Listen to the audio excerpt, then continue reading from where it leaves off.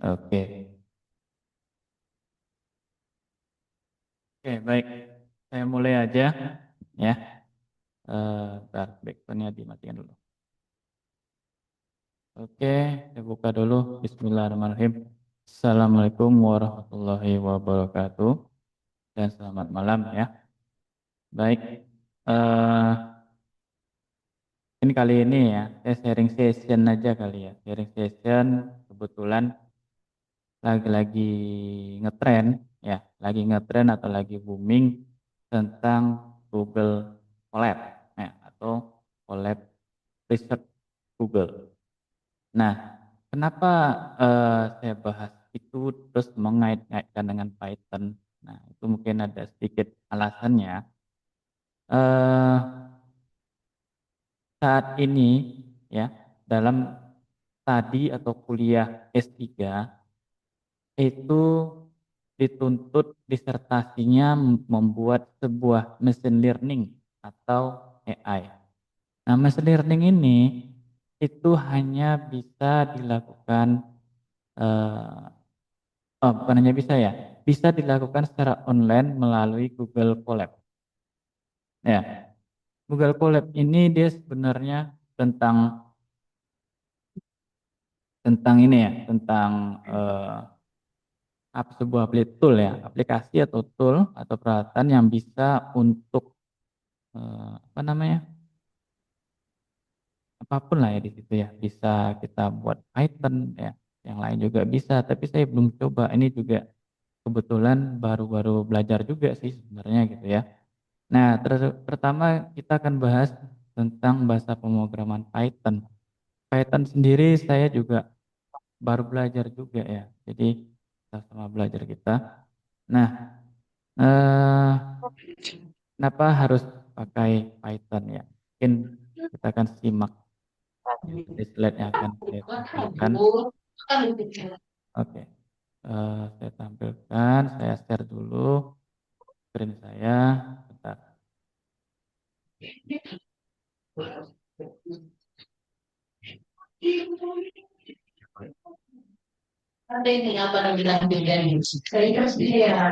Oke, baik.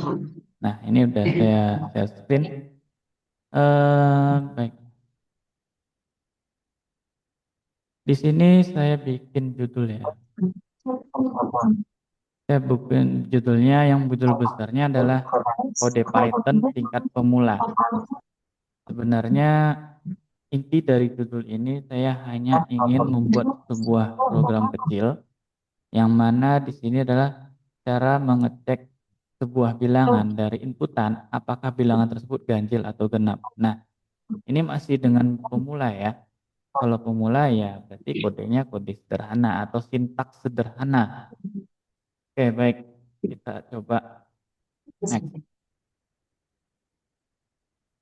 Dalam sesi kali ini, agenda yang utama yaitu saya sampaikan di sini. Yang pertama, eh, apa itu Python? Nanti kita akan membahas tentang apa itu Python. Lalu di sini bagaimana sejarah singkat Python, ya. Lalu kenapa Python itu populer?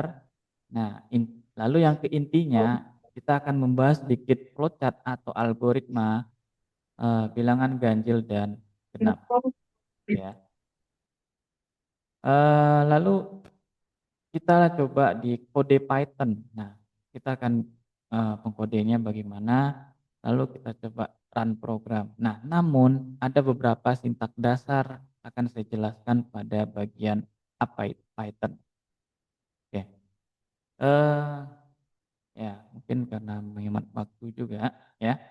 Sebenarnya kita membuat seperti kayak di kelas kecil gitu ya, ada sedikit cerita dan proses, tapi di sini kan saya abaikan dulu karena berhubung waktu kita juga terbatas. Saya hanya share sekitar lebih dan kurang 35 menit dari saat Zoom di start ya. Karena ya maklum aja Zoom ini gratisan sampai 40 menit. Oke, kita lihat apa itu Python. Eh, Apa itu Python? Dikatakan Python adalah sebuah bahasa pemrograman tingkat tinggi yang diciptakan oleh orang bernama Guido van Rossum. Nah, si Guido ini pertama kali merilis di tahun 1991. Python tersebut dirancang dengan filosofi penekanan pada keterbacaan kode dan sintaks yang bersih. Ya, katanya seperti itu. Nanti kita lihat. Karena sudah ditulis sintaks yang bersih, maka eh, bahasa tersebut mudah dipelajari oleh pemula maupun digunakan oleh profesional. Ya, kita akan lihat nextnya. Ini adalah contoh. Contoh ini diambil dari screenshot yang ada di Google Colab, ya, atau Colab Research Google. Eh, di sini untuk menampilkan string, dia hanya memberikan perintah print. Udah gitu doang. Ya, print, kita ketikkan stringnya diapit oleh dua buah kutip dua dan kurung. Ya. Dalam kurung buka, kurung tutup, kutip dua, kutip dua. Isikanlah apapun yang ada di sini itu string dan akan ditampilkan. Pada saat dijalankan dia akan tampil yang dalamnya. Ini di bawah ini adalah hasil program running atau program berjalan. Oke, next. Nah, ini adalah contoh ya, contoh dari Python untuk penggunaan dari variabel. Oke, saya coba sedikit menjelaskan. Pada yang sebelumnya, ya, pada yang sebelumnya ini print lalu nggak ada titik koma ya. Ini di variabel juga nggak ada titik koma. Artinya Python tidak mengenal titik koma ya. Jadi mungkin bagi kita yang terlalu memusingkan kelupaan titik koma maka program nggak jalan. Nah di sini nggak usah pakai titik koma maka dia akan berjalan saja. Oke, ya lebih mudah, benar karena nggak ada titik koma. Lanjut, di sini ada variabel. Untuk mendeklarasikan variabel, ya contoh variabelnya berupa nama, umur, tinggi. Itu hanya memerlukan sama dengan saja, lalu mengisikan bertipe datanya nggak usah disebutkan. Contoh, kalau mau buat string, kita buat kutip dua, tik Budi. Ini adalah string. Kalau ingin membuat bilangan integer atau bulat, sama dengan ketik aja 25, maka dia otomatis dia sebagai integer. Kalau ingin membuat bilangan pecahan atau desimal, langsung aja sama dengan 1,75. Kalau kita 1,75 ya, kalau di Python dia koma itu adalah titik. Oke, kita tampilkannya semuanya, maka hasilnya apa yang ditulis akan tampil. Contoh string Budi, maka string Budi. Integer 25, maka integer 25. Lalu tinggi, maka 1,75. Next. Oke, lanjut di sini adalah kode Python untuk melakukan operasi matematika dasar, ya kluster kecil lah. Ya, contoh nih, contoh kita deklarasikan X sama dengan X sama dengan 10, Y sama dengan 5. Ini adalah bilangan bulat atau integer. Ya, kita contohkan di jumlah. Langsung aja ketik X tambah Y. Sudah. Kalau kita ketik pengurangan, X kurang Y. Kalau kali, kasih bintang. Kalau bagi, kasih slash atau garing atau garis miring. Kita lihat hasilnya. Ya.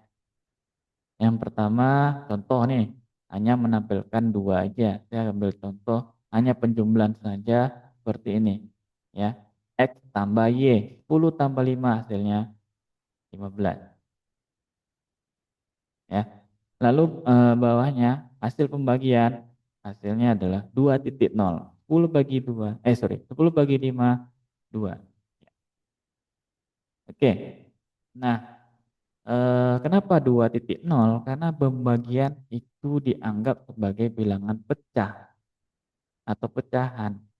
Jadi kalau kita mau buat dia nggak pakai titik nol itu akan kita manipulasi stringnya. Nah, dalam hal ini nggak ada ya, itu standar aja. Oke, lanjut. Nah, ini adalah contoh untuk if else if. Ya, kalau di sini else if itu tulisannya elif. Wah, biasanya kita membuat di kode keturunan C, C++, JavaScript, ya PHP itu else if sampai Delphi Pascal ya itu juga else if. Ini enggak, dia langsung elif, ya elif. Sementara untuk else itu sama. Else.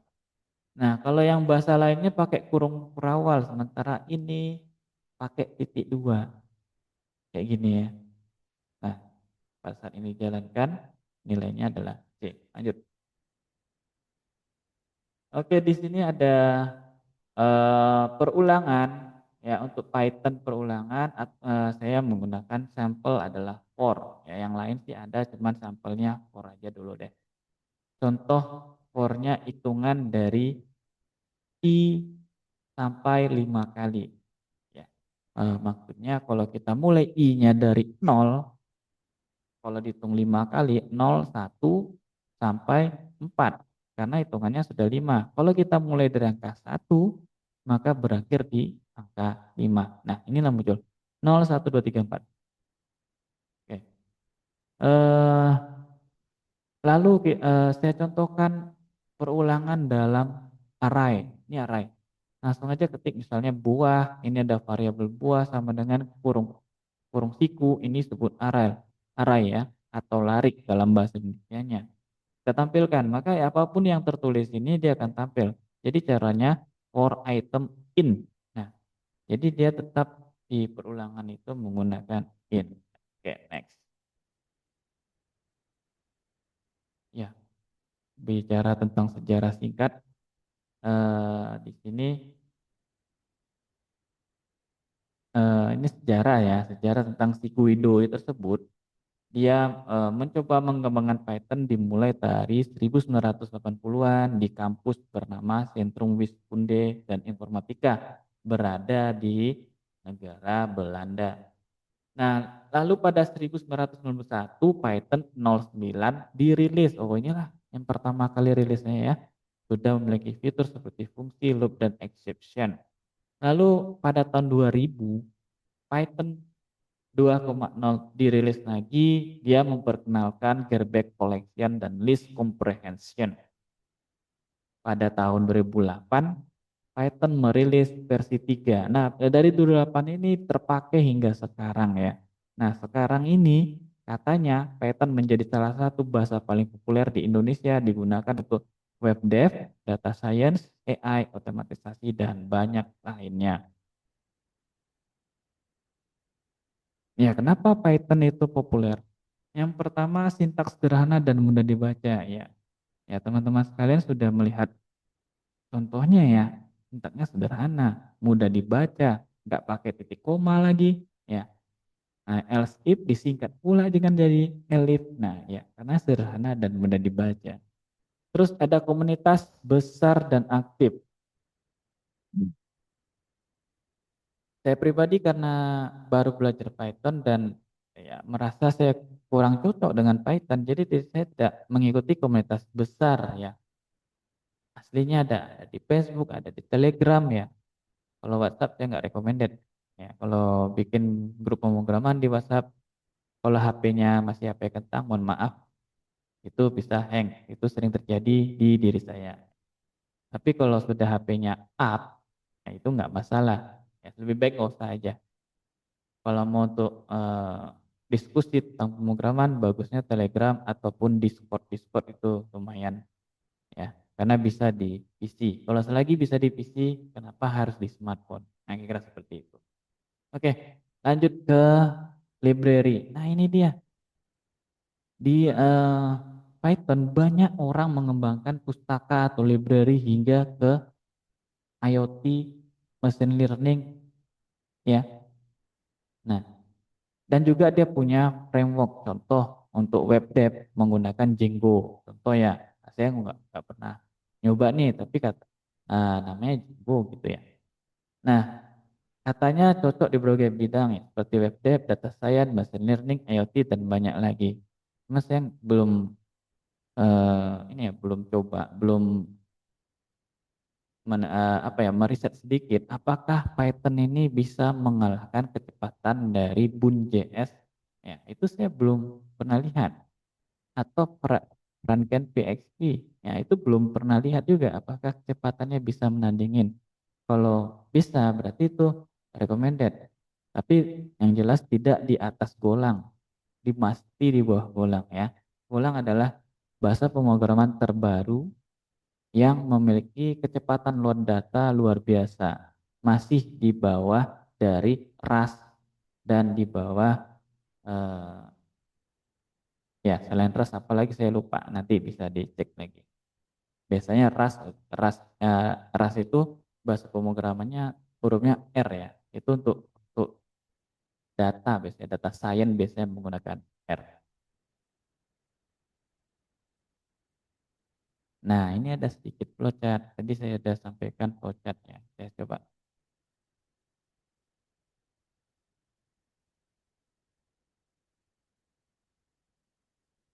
Oke, ini ada gambar-gambar ya. Yang kayak gini lebih kurang saya anggap adalah sebagai gambar untuk mulai dan selesai atau start atau end. Lalu jajar genjang adalah untuk gambar inputan ataupun tampilan. Lalu yang ketupat itu untuk logical atau if.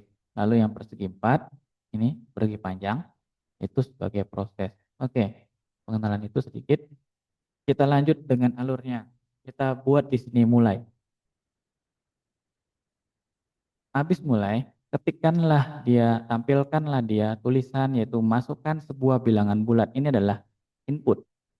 Nah, lalu masuk ke logical. Input berupa bilangan bulat. Jika iya, maka simpan ke variabel 6 input. Jika tidak, ya, jika tidak, maka tampilkan input tidak valid. Mohon masukkan bilangan bulat. Nah, kita lanjut ke bawah. Kita bahas jika tidak dulu. Nah, ditampilkan di sini adalah bilangan bulat ya. Itu proses dulu, baru tampilkan dalam bentuk tulisan. Input tidak valid, mohon masukkan bilangan bulat. Lalu program selesai. Iya, jadi kita akan coba tester jalankan. Nah, di sini apakah num input persen 2 sama dengan 2 kali 0? Nah, ini gimana maksudnya? Ya, persen di sini disebut sebagai modulus. Kalau di matematika bisa habis bagi. Nah, itulah yang harus kan, dicek apakah dia ganjil, apakah dia genap. Kalau ganjil habis dibagi 2 harus 0. Kalau bersisa maka dia ganjil, gitu ya. Kalau 0 maka disebut bilangan bulat. Jika ya, jika tidak atau bersisa maka dia sebagai ganjil. Nah, setelah membagi ini maka program selesai. Nah, lebih kurang seperti itu ya. Oke, kita lanjut aja. Eh,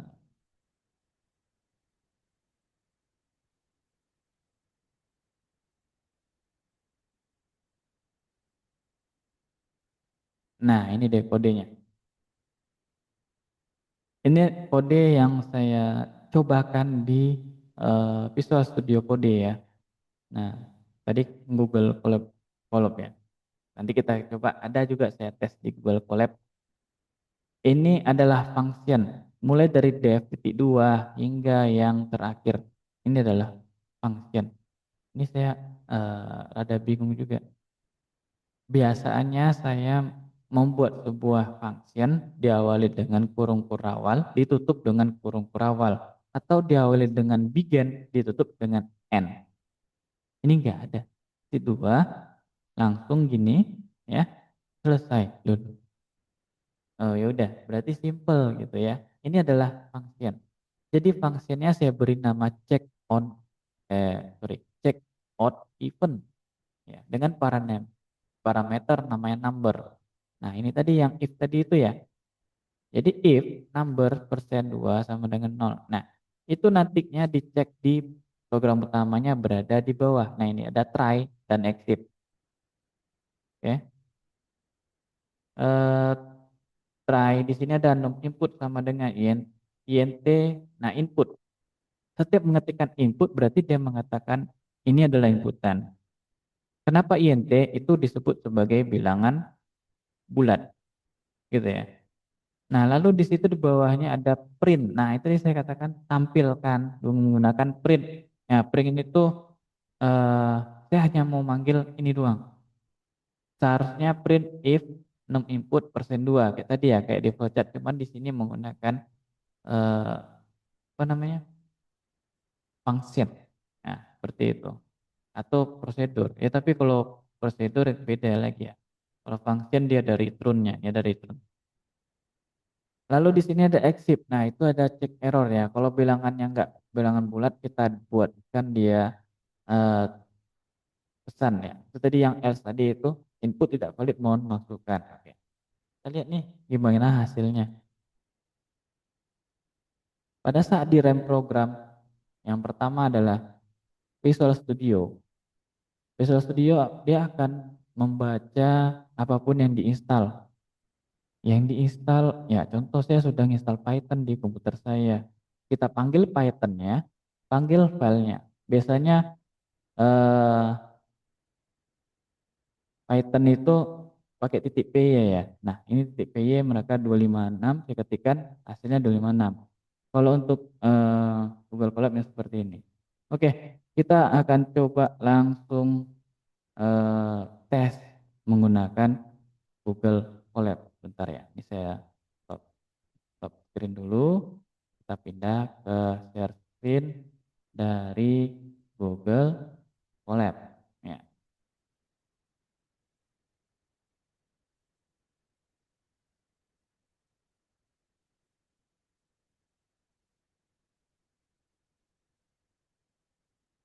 Oke, saya share screen dengan Google Colab, Mozilla ya. Saya share screen langsung. Oke, di sini ada yang saya ketikkan tadi ya, nih. Nah, ya. Ini contoh nih, saya playnya di sini nih, boleh ini. Tapi ini kalau dia cuma satu kode, kalau banyak kode, jangan.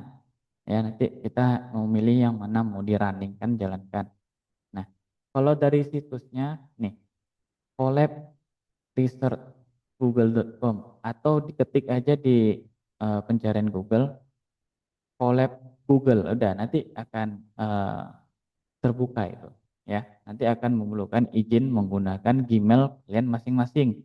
Dan sini sudah terinstall AI. Jadi kalau ingin membuat kode apa, tanyakan aja sih AI-nya, nanti dia akan eh, aktif gitu ya. Hanya memerlukan email Gmail ya, hanya itu. Penyimpanannya di Google Drive nih ya. Ini Google Drive saya, dia nyimpannya kemarin nih. Nah, kalau udah nyimpan kemari ya udah, berarti ini bisa kita kopas kemana aja eh, untuk kita sebar luaskan. Oke, ini contoh ya, saya jalankan dulu. Tes pakai jalan ini boleh karena dia cuma satu. Kalau banyak, sarannya hanya yang klik di tombolnya doang. Oke. Dia akan menghubungkan ke server Python karena di Google Colab ini punya server sendiri. Nah, ini eksekusi. Oke. Sudah nih, ini tadi yang inputan. Masukkan sebuah bilangan bulat. Bilangan bulat berapa? 2, 5, 6. Nah, ini genap. Benar ya? Coba ulang lagi. Bilangan bulat, bilangan bulat, bulat berapa? 2, 3, 3. Gitu. Nah, ini ganjil. Benar ya? Nah, ini sudah sukses. Gitu. Nah, contoh yang saya bilang tadi, eh, yang banyak. Nah, ini banyak nih.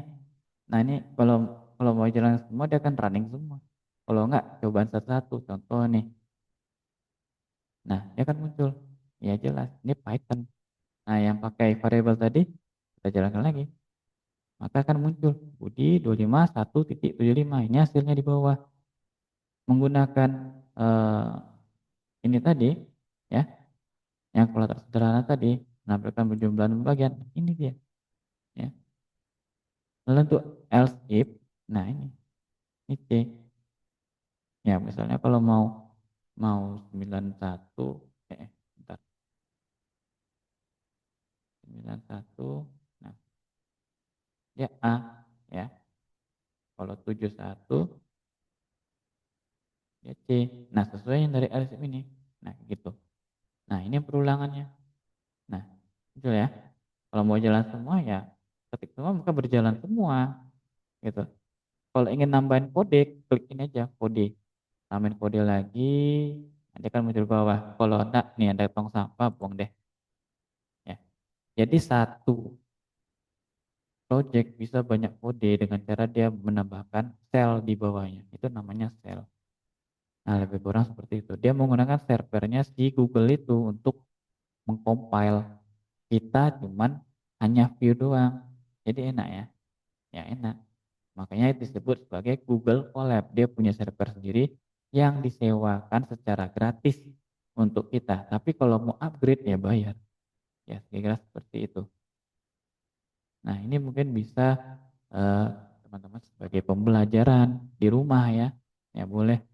Nanti akan saya share ini materi yang Canva tadi ya. Saya akan share link Canva yang langsung beserta ini juga ya, boleh. Nanti saya kasih ini Google Colab project-nya langsung di link YouTube-nya. Oke, ini dengan cerita terakhir, saya kira ada yang mau ditanyakan secara singkat dengan waktu 4 menit kurang, 5 menit kurang ya.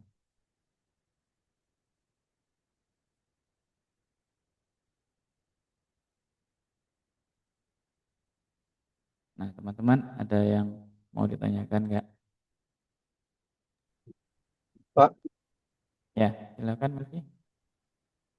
Jadi Google Colab ini intinya apa ya Pak? Untuk kayak nge-running kode kayak Visual Code Studio, cuman Google Colab ini untuk itu ada ya Pak? Bagaimana Mel? Putus suara sampai sini? Jadi Google Colab ini eh, gunanya untuk nge-running kode gitu ya Pak? Iya, dia compilernya, dia Sama kayak server compilernya. jadi sama kayak Visual Code Studio. Nah ini jadi berarti Google Colab ini cuma bisa apa ya Pak? Bahasa Python aja ya? Lebih kurang yang saya tahu baru Python, tapi yang lain bisa katanya. JavaScript bisa, Oh yang yang Node.js itu bisa katanya ada. Dia udah keinstal, jadi bisa menghemat waktu. Kalau kita pakai Visual Studio Code, kita install dulu Python-nya, kita install dulu Node.js ataupun JS-nya. Kalau Google Colab, server dia udah ready, kita run, selesai. Itu doang dia. Hmm. Nah, itu di servernya itu udah ada library AI. Kita panggil library-nya, udah jadi itu, udah bisa kita buat AI science sendiri, machine learning sendiri.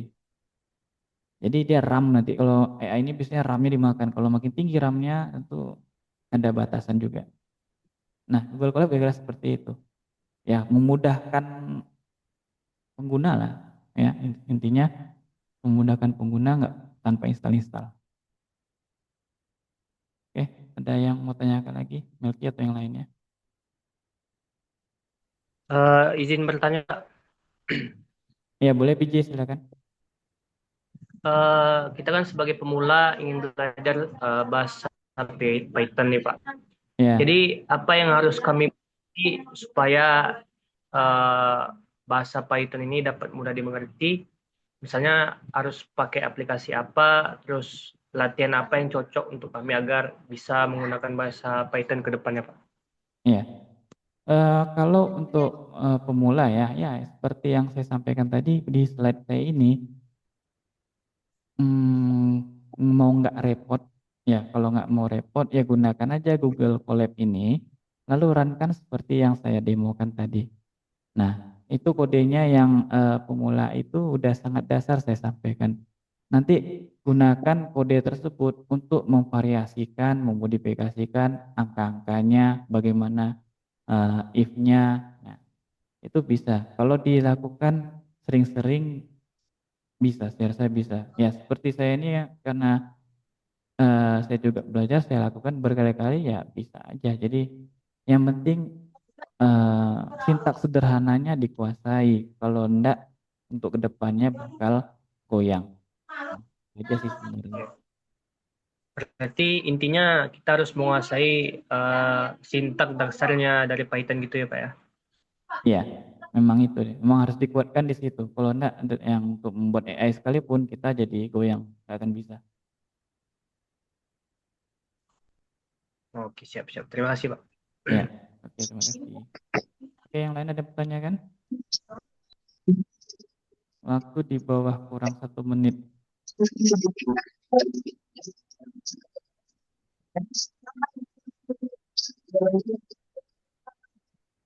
Dari Renaldi nggak ada? Ada ya? Oke. Baik, ada yang bertanya kan Renaldi?